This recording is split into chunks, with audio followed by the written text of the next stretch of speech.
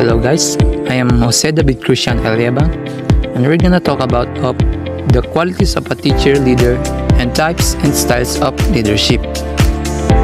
A teacher leader possesses a unique blend of teaching expertise and leadership skills.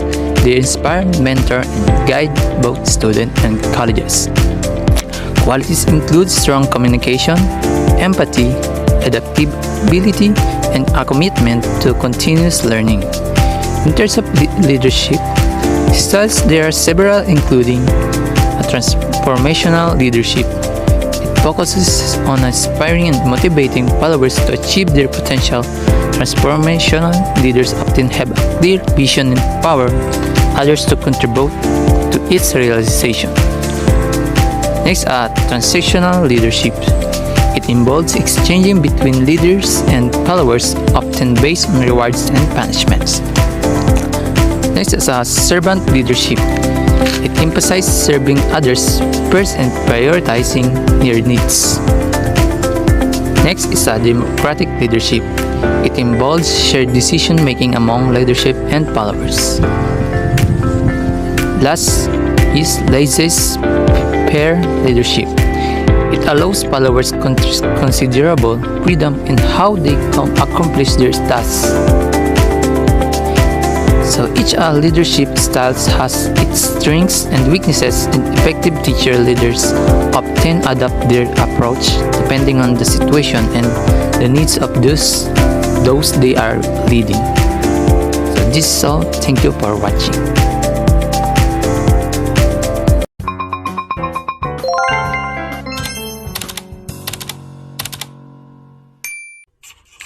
Good morning everyone. I will discuss about the qualities of a teacher leader and his or her types and styles of leadership.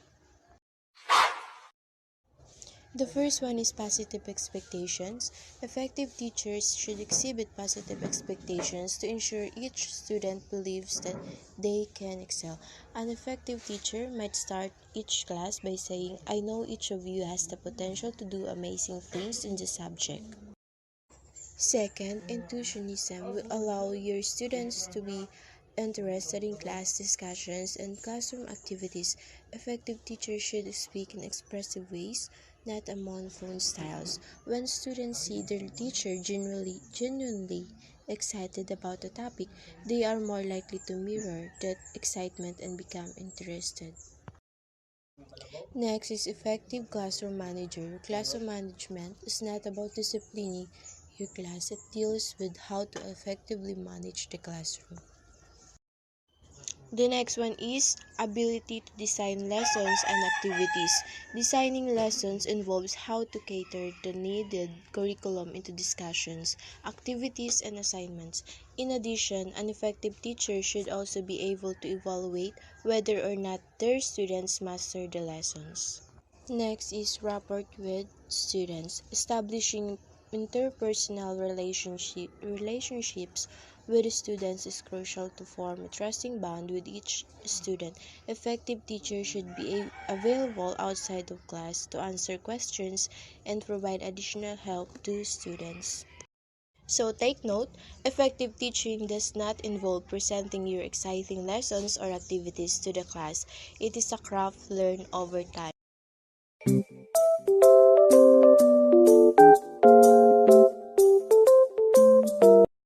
Explaining the qualities of a teacher leader and his or her types and styles of leadership.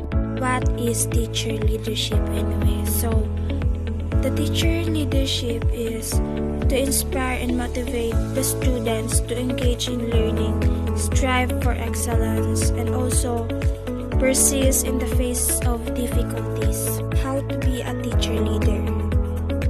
First, be the thing you teach, be the expert of your classroom, be data savvy, be continually reflective of your practice, be able to defend your practice, be informed about education policy, be positive and solution-oriented, also rise above the troublings. Teacher leader is someone who not only excels in the classroom but also it takes on leadership roles within the educational community.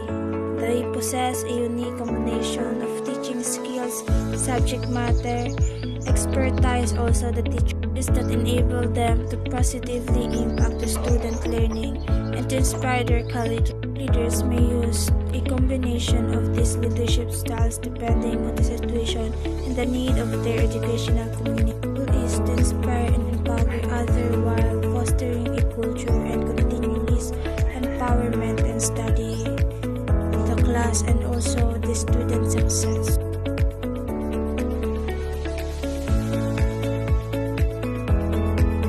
So, good day everyone. My name is Janisus M. Mendoza. For me, teacher leaders who are advocates play a crucial role in the educational landscape. They are not only educators but also champions for their students and collegians, striving to foster an environment where learning thrives.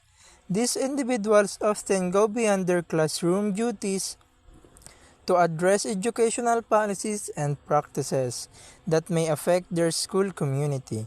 They may collaborate with stakeholders, engage in policy discussion, or lead professional development initiative to ensure that the educational system is responsive to the needs of all students. Styles of teacher leadership: democratic leadership, transformational leadership, servant leadership. That's all. Thank you. Teacher leadership: leading from the classroom, leading through modeling and coaching, leading group and teams, leading to increase teacher voice and influence, leading to professionalize teaching, leading to connect to larger community and world. Teacher leaders are excellent communicators. A key teacher leadership skill is the ability to prioritize listening over speaking and seeking to understand different perspectives. Teacher leaders clarify, probe, and scienticize ideas and questions to understand the concern and leverage the expertise of others. Educational leaders are more needed ever. This leaves a perfect opportunities for teacher leader according to the National Education Association. Teachers' leadership is largely underdeveloped and untapped resources in school. Have you always wanted to work in a teacher leadership? There's never been a better time, and here are the most have skills you'll need to success. So what is teacher leadership? Leaders go beyond their classroom's responsibilities and assume informal and informal roles. Teachers who hold the professional's identity as an educator.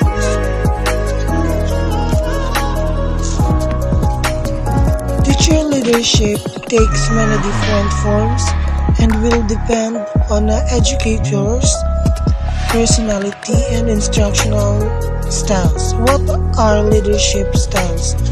It's referred to the behavioral approach employed by leader to influence, motivate, and direct their followers.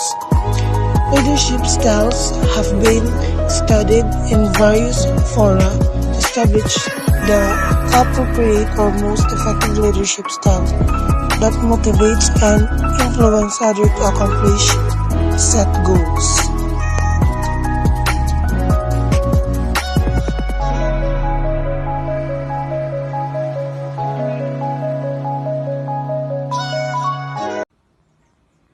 Hello everyone, my name is Danica May Mayor. So for me, teacher leaders play a crucial role in educational settings, merging the realms of classroom teaching and leadership to influence school culture, enhance practice, and promote collaboration. The qualities of teacher leader are varied and vital for the multifaceted challenges they face. Effective teacher leaders are characterized by strong communication skills. They are adept at only help in the dissemination of new teaching methods of curricular changes, but also foster an environment of trust and respect.